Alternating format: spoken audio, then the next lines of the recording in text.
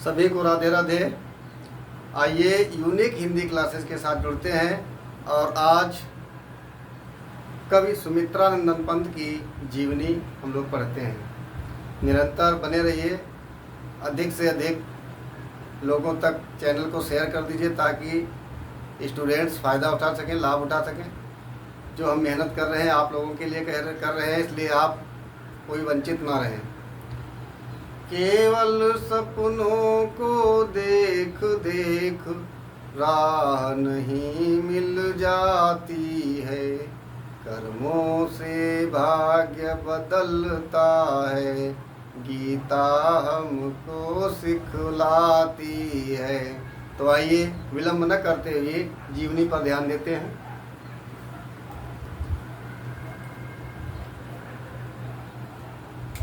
जीवन परिचय सुमित्रानंद पंत का आपके सम्मुख लिखा हुआ है। हो सकता है ये नीचे की लाइनें आपको स्पष्ट न दिखाई पड़ रही हो, इधर आ जाते हैं। तो हम पढ़ रहे हैं, आप हमारी आवाज़ को विधिवत सुने, ठीक है। जीवन परिचय। प्रकृति के सुकुमार कहे जाने वाले सुमित्रानंदन पंत का जन्म कुमाऊं के कौसानी नामक ग्राम में अल्मोड़ा 20 मई सन 1900 ईस्वी को हुआ था। इनके पिता का नाम गंगादत्त पंत तथा माता का नाम सरस्वती देवी था। जन्म के कुछ ही घंटों के उपरांत इनकी माता का निधन हो जाने के कारण इनका पालन पोषण पिता एवं दादी के सानिध्य में हुआ। इनकी प्रारंभिक शिक्षा गांव की ही पाठशाला में हुई। उसके बाद इनकी आगे की शिक्षा के लिए अल्मोड़ा के राजकीय विद्यालय में प्रवेश लिया, या इन्होंने कर सकते हो यहाँ पर, इन्होंने आगे की शिक्षा के लिए अल्मोड़ा के राजकीय विद्यालय में प्रवेश लिया। इन्होंने अपने बचपन का नाम वहाँ गोसाई दत्त, इनके बचपन का नाम गोसाई दत्त था, ठीक है, जिसे बदलकर सुमित्रानंदन रख लिया। महात्मा गांधी के आंदोलन में सम्मिलित होने के लिए इन्होंने कॉलेज छोड़ दिया और स्वाध्याय से ही अंग्रेजी, संस्कृत और बांग्ला साहित्य का अध्ययन किया और निरंतर हिंदी माँ की सेवा करते हुए 28 दिसंबर 1977 ईस्वी में इनका निधन हो गया। इस प्रकार से आपने जीवन परिचय देखा। अब आप देखेंगे साहित्यिक परिचय।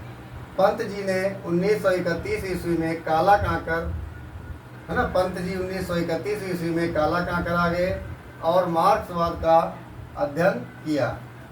इसके बाद प्रयाग आकर रूपाभ पत्रिका का प्रकाशन करने लगे। 1950 ईस्वी में ऑल इंडिया रेडियो के परामर्शदाता के पद पर नियुक्त हुए, ठीक है। 1950 में ये ऑल इंडिया रेडियो के परामर्शदाता के पद पर नियुक्त हुए और निरंतर साहित्य सृजन करते रहे। 1961 ईस्वी में इन्हें भारत सरकार ने पद्म भूषण की उपाधि से अलंकृत किया। चिदम्बरा पर इन्हें ज्ञानपीठ पुरस्कार, कला और बूढ़ा चांद पर साहित्य अकादमी पुरस्कार मिला। काव्य कृतियों की बात करेंगे तो कृतियों में काव्य, वीणा, ग्रंथि, पल्लव, युगान, युगवाणी, ग्राम्या, उत्तरा, चिदम्बरा, कला और बूढ़ा चांद, लोकायतन, गुंजन, समाधिता आदि हैं। अगर रचनाओं में बात करें तो पहली कविता इनकी जो गिरजे का घंटा है, गिरजे का घंटा इनकी पहली कविता मानी जाती है, ठीक है। ये पहली कविता है, प्रथम कविता है। और लोकायतन जो है इनकी अंतिम रचना है, ऐसा माना जाता है। गीत नाट्य इनकी ज्योत्सना, रजत शिखर और अतिमा इनके गीत नाट्य हैं। भाषा शैली की बात करेंगे, पंत जी की भाषा संस्कृत निष्ठ एवं परिमार्जित है, जिसमें एक सहज प्रवाह है तथा इनकी शैली में समस्त विशेषताएं समाहित हैं। मतलब जितनी शैलीगत विशेषताएं जो भी होती हैं वो सारी विशेषताएं इनकी शैली में समाहित हैं।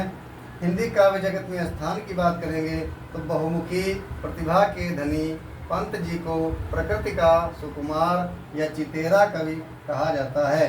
इनका हिंदी काव्य जगत में अद्वितीय स्थान है। हिंदी साहित्य जगत इनके कृतित्व का सदैव ऋणी रहेगा। इस प्रकार से आप एक बार फिर से देख लें, हो सकता है आपको ये पंक्तियाँ स्पष्ट न दिखाई पड़ रही हों। बहुमुखी प्रतिभा के धनी पंत जी को प्रकृति का सुकुमार कवि कहा जाता है। इनका हिंदी काव्य जगत में अद्वितीय स्थान है। हिंदी साहित्य जगत इनके कृतित्व का सदैव ऋणी रहेगा। इस प्रकार से आपने जीवनी देखी सुमित्रानंद पंत की, और निरंतर आप बने रहिए चैनल पर। हम आपको इसी प्रकार से डे बाय डे और टॉपिक बाय टॉपिक वीडियो उपलब्ध कराते रहेंगे और आप लाभान्वित होते रहेंगे। आशा है कि अगर आप हमारे चैनल से जुड़े होंगे तो आपको लाभ मिल रहा होगा। इसलिए निःशुल्क ज्ञान प्राप्त करने के लिए, शिक्षा प्राप्त करने के लिए हमारे चैनल को अधिक से अधिक लोगों तक शेयर कर दें, ताकि लोग और वो स्टूडेंट लाभ पा सकें जिनको वाकई हिंदी साहित्य व्याकरण पढ़ने की आवश्यकता है। जय हिंद, जय भारत।